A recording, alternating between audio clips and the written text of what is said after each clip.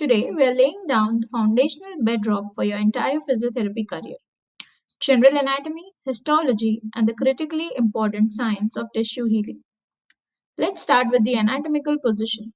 Every reference in physiotherapy, whether you're measuring range of motion or describing a joint mobilization, assumes this exact stance: standing upright, facing forward, arms at the side, and palms facing forward.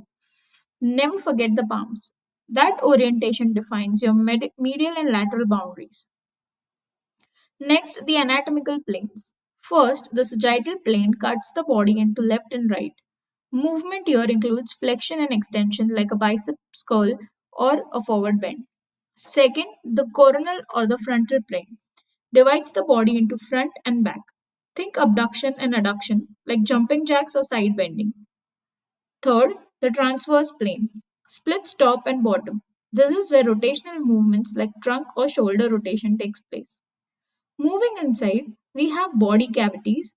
The dorsal cavity houses the brain and spinal cord. The central nervous system you'll rehabilitate daily.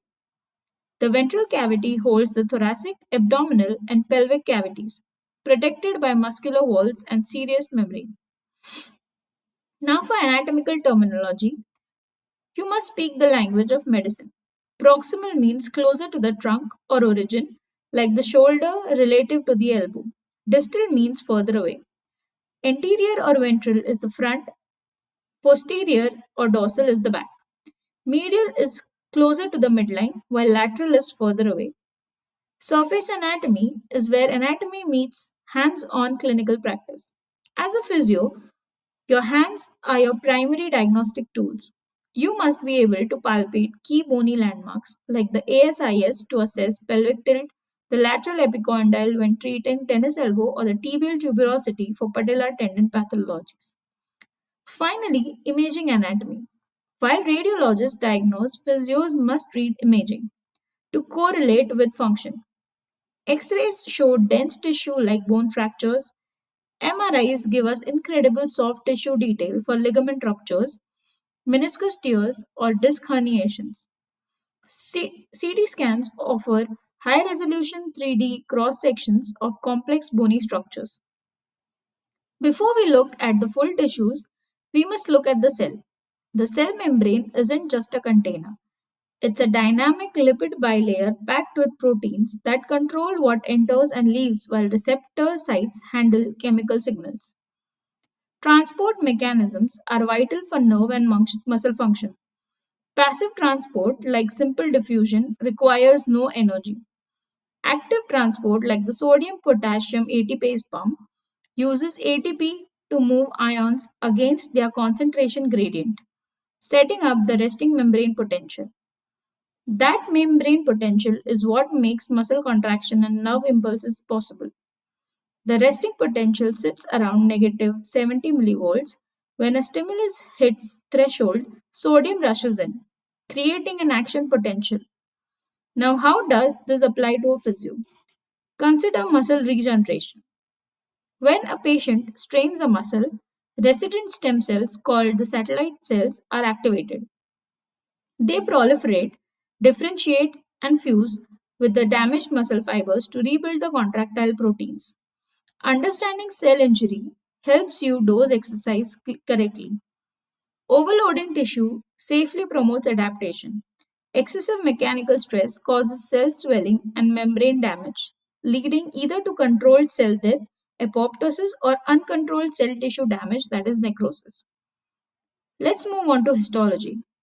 Epithelial tissue covers body surfaces, lines cavities, and forms glands. It rests on a crucial basement membrane that anchors it to underlying connective tissue and supplies nutrients via avascular diffusion. Cells stick together using cell junctions. Tight junctions form impermeable seal. Desmosomes act like spot welds to resist mechanical shearing. Gap junctions allow rapid chemical and electrical communication between neighboring cells. Clinically, epithelial histology is the foundation of wound management and pressure ulcer prevention. Immobilized patients face constant pressure over bony prominences, leading to local ischemia. Breakdown of the epithelial layer and tissue necrosis. Position changes every 2 hours protect these fragile cellular layers. Connective tissue is the primary target of manual therapy and physical rehabilitation. Its extracellular matrix consists of ground substance and protein fibers, mainly synthesized by fibroblast. Collagen provides tensile strength, while elastin allows tissues to stretch and recoil. Connective tissue adapts based on force direction. Tendons connect muscle to bone, featuring tightly packed parallel collagen fibers built to withstand high unidirectional tensile loads. Ligaments connect bone to bone with slightly less parallel fibers and more elastin to accommodate multidirectional joint movement.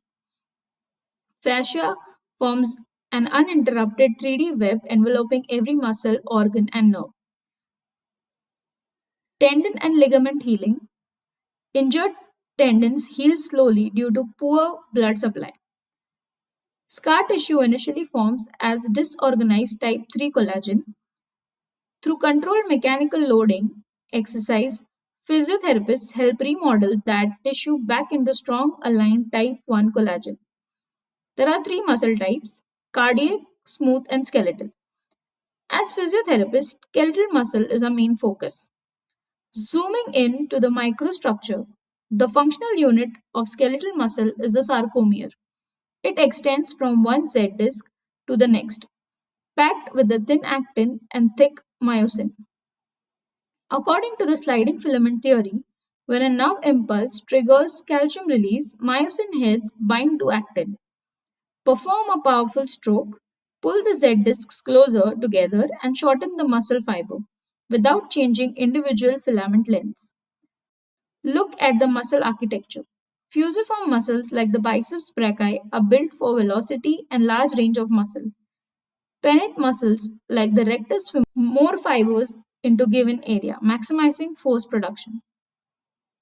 Clinically, DOMS, that is delayed onset of muscle soreness, stems from micro tears during eccentric contraction, not lactic acid buildup. Muscle atrophy occurs quickly during immobilization, while hypertrophy requires progressive overload. Trigger points are hyperirritable spots in a taut band of skeletal muscle that you can treat with manual therapy or dry needling. Nervous tissue drives human movement. The neuron transmits electrical signals, supported by like Schwann cells in the PNS and oligodendrocytes in the CNS, which constructs the insulating myelin sheath. Thanks to myelin, action potentials jump from one node of Ranvier to the next, a process called solitary conduction. This increases signal velocity exponentially. When nerves suffer trauma, we use Seddon's classification. Neuropraxia, mild compression, full recovery expected. Axonomesis, damaged axon with preserved connective tissue sheath. Regeneration is possible at roughly 1 millimeter per day. Neurotemesis, complete nerve transection requiring surgical intervention. Now let's synthesize everything into the single most important concept for acute rehabilitation: the phases of tissue healing. Tissue healing is a dynamic sequence consisting of three overlapping phases: inflammatory, proliferative, and remodeling. The inflammatory phase, from days 0 to 5, consists of immediate vasodilation, which brings neutrophils and macrophages to clear the cellular debris and pathogens. Clinical goal: do not suppress this necessary phase completely.